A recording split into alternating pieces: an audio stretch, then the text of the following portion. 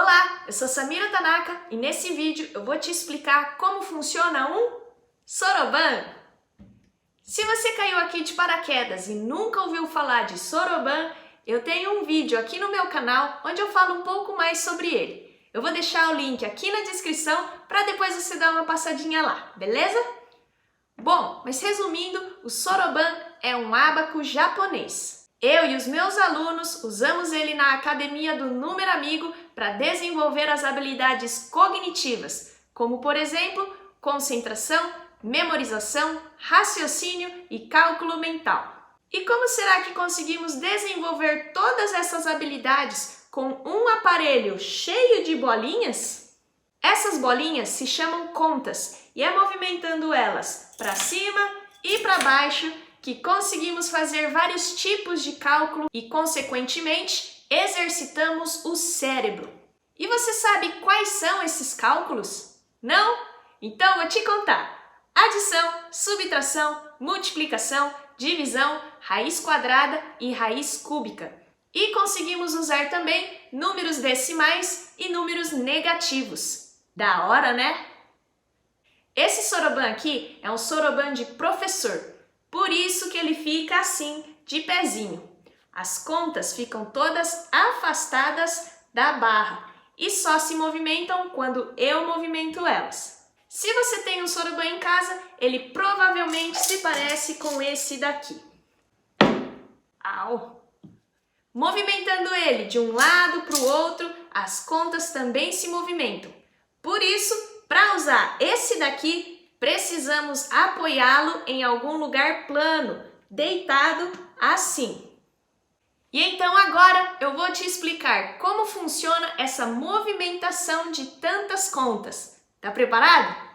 Primeiro você precisa saber que as contas embaixo da barra valem 1. Todas elas valem 1. E as contas em cima da barra valem 5. Todas elas valem 5. Para somar algum número no soroban, eu preciso encostar as contas na barra. Para subtrair, faço o contrário, eu afasto as contas da barra. A mesma coisa para as contas em cima da barra. Assim, eu estou somando. Quando eu afasto, subtraindo. Agora que você já sabe que as contas de baixo valem 1 e as de cima valem 5, vamos contar de 0 a 9 no soroban. Aqui não tem nenhuma conta encostada na barra, então não tem valor nenhum, é 0. Aqui nesse pontinho, quando encosto uma conta embaixo da barra, agora sim está valendo. Esse é o número 1 no soroban. Se eu levanto mais uma conta, número 2, mais uma, 3, mais uma, 4. Acabaram as contas aqui embaixo, porque o 5 fica lá em cima sozinho. 5 mais 1 embaixo, 6, mais uma, 7. 5 mais 1 embaixo, 6, mais uma, 7, mais uma, 8 e mais uma, 9.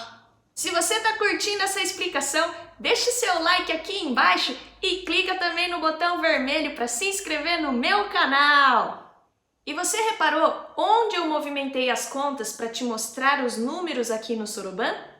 Aqui na barra que separa as contas de baixo das contas de cima, tem vários pontinhos. Esses são os pontos unitários, que marcam então as hastes das unidades. Dependendo do tamanho do soroban, ele tem mais hastes ou menos. Eu escolhi esse ponto unitário para usar como minha referência. Isso significa que essa haste ao lado esquerdo do meu ponto unitário vai ser a dezena. Então, por exemplo, se eu quiser representar o número 15, eu coloco uma conta nessa haste, que é a dezena. Então vai ficar uma dezena, que é 10. E depois 5 na unidade. 1 e 5, 15. Se essa é a minha unidade e essa é a minha dezena, aqui ao lado eu tenho a centena. E aqui chego de novo no ponto unitário, só que agora ele representa a unidade de milhar. Então se eu tenho 15 aqui e coloco assim no soroban, eu fico com 615. E depois, se eu coloco mais assim, no ponto da unidade de milhar, fico com 9.615. Usei várias hastes da unidade para cá. E da unidade para lá, o que acontece? Sim, são os números decimais. Depois da unidade, temos a vírgula e para lá ficam os números decimais. Então, por exemplo, uma conta na unidade, eu tenho 1. Se eu coloco mais duas contas ao lado direito da unidade, eu fico com 1,2. E por que eu escolhi bem o ponto unitário do meio para fazer as explicações nesse vídeo? Isso vai depender do tamanho dos números que eu vou usar com o soroban, ok?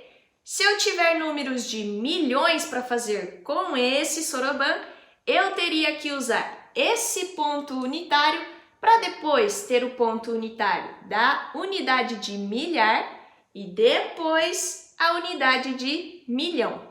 Se eu quiser usar esse ponto unitário como minha referência, eu não vou ter hastes suficientes para usar números de milhões. Vou conseguir usar no máximo 2 algarismos, unidade e dezena. Então lembre-se sempre disso, você pode escolher qualquer ponto unitário. A sua escolha vai depender da quantidade de algarismos dos números que você vai usar para calcular. Se eu conseguir te ajudar com alguns mistérios do nosso amiguinho aqui, deixe seu comentário aqui embaixo para mim. Até o próximo vídeo!